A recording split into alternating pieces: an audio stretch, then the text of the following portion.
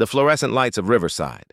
Diner flickered at 2:47 a.m. when Elena Martinez pushed through the employee entrance, her designer heels replaced with worn sneakers, her $1,000 suit hidden beneath a faded server's uniform. As CEO of the nation's largest restaurant chain, she'd learned that the truth about her 847 locations never lived in boardroom presentations. It lived in moments like these, when executives were asleep and real life unfolded in the quiet hours before dawn.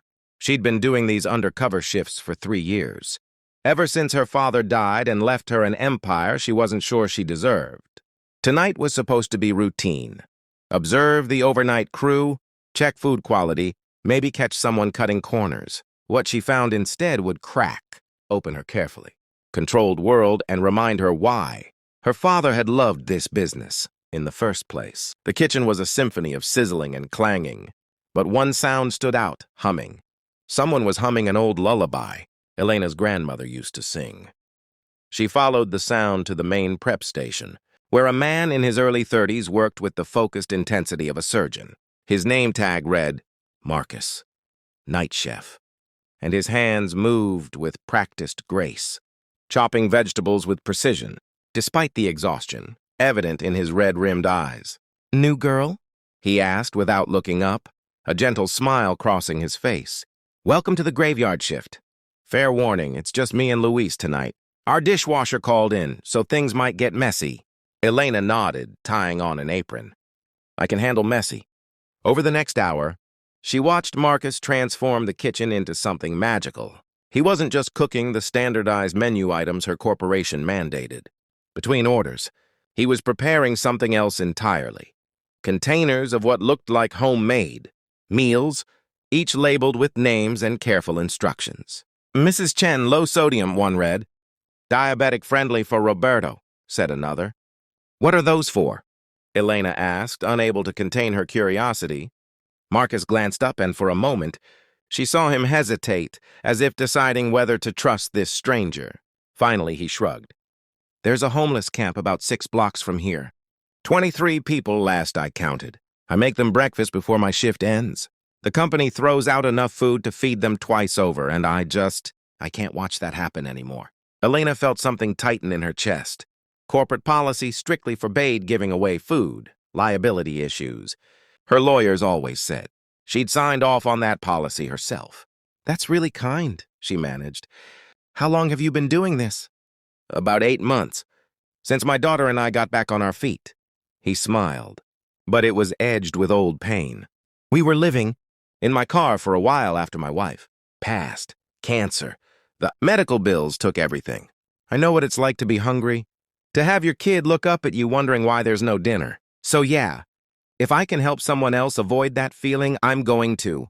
The night continued, and Elena found herself drawn into Marcus's orbit. She watched him handle a difficult customer with patience, saw him teach Luis a better knife technique with encouragement rather than criticism, noticed how he never wasted a single ingredient. But it was the phone call at 4 a.m. that revealed the full picture. Marcus's phone buzzed and his entire body tensed. "I have to take this," he said, stepping into the walk-in cooler for privacy.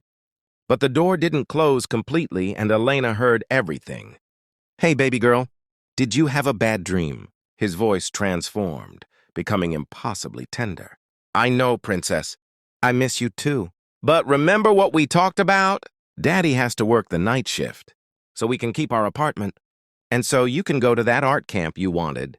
Just a few more months of overnight. And I'll be home for dinner again, I promise." A pause. Elena could hear a small voice on the other end. "Yes, Grandma's taking good care of you. Try to go back to sleep, okay? Think about the story we read, the one with the brave little girl who could do anything. That's you, Sadie. You're my brave girl. I love you to the moon and back." When he emerged, Marcus's eyes were wet. He saw Elena watching and gave an embarrassed laugh. "Sorry, my daughter, Sadie, she's 7. Stays with my mom on nights I work. It's hard on her, but it's temporary. The day shift position opens up in January, and I'm first in line." Something in Elena broke open. Here was a man working a thankless job at impossible hours, using his own resources to feed strangers, raising a daughter alone, and still finding the capacity to be gentle, to be kind, to hum lullabies in an empty kitchen at 3 a.m. Marcus, she heard herself say, what if you didn't have to wait until January? He looked at her quizzically. What do you mean? Elena made a decision that would either be the best or worst choice of her career. I need to tell you something. I'm not really a new server. She watched his face change as she explained. Confusion, disbelief, then something like resignation. You're here to fire me for giving away food, he said flatly. I understand. I broke the rules, but I'd do it again. I'm not here to fire you, Marcus. I'm here because I forgot why any of this matters. Elena felt tears threatening. My father started this company in a diner just like this one. He believed restaurants should be community centers, places where everyone was welcome. Somewhere along the way, I turned it into just another corporation. But you remembered what he forgot I knew. She pulled out her phone and made 3 calls right there in the kitchen. First, to her head of HR, I need you to create a new position. Director of Community Outreach. Starting salary $95,000, day shift, full benefits. I'll send you the candidate's details. Second, to her legal team.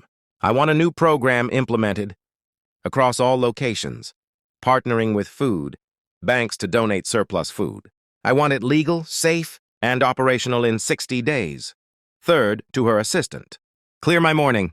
I'm having breakfast with someone important. Marcus stared at her as if she'd started speaking another language. I don't understand. I'm offering you a job, Marcus. I want you to help me remember what this company is supposed to be about.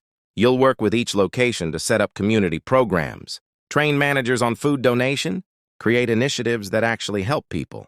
Day shift, weekends off, and enough money that Sadie never has to worry about whether you'll be home for dinner. Why? He whispered.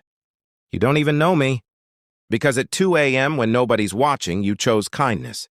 That's who I want building this company with me. As the sun rose over Riverside Diner, Elena sat in a booth across from Marcus, both of them exhausted but alive with possibility. She'd come looking for what was wrong with her company. Instead, she'd found what was right with the world.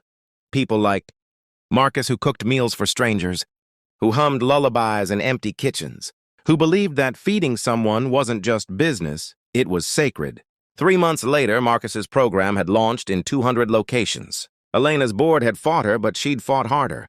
And every time she doubted herself, she remembered that 2 a.m. moment, the sound of humming, the sight of carefully labeled containers, the voice of a father promising his daughter he'd be home soon. Sometimes the best business decisions aren't made in boardrooms. Sometimes they're made in fluorescent-lit kitchens at 2 a.m. When you're brave enough to see the person behind the name tag, and remember that before profit margins and quarterly reports, there's just the simple, powerful act of one human being feeding another.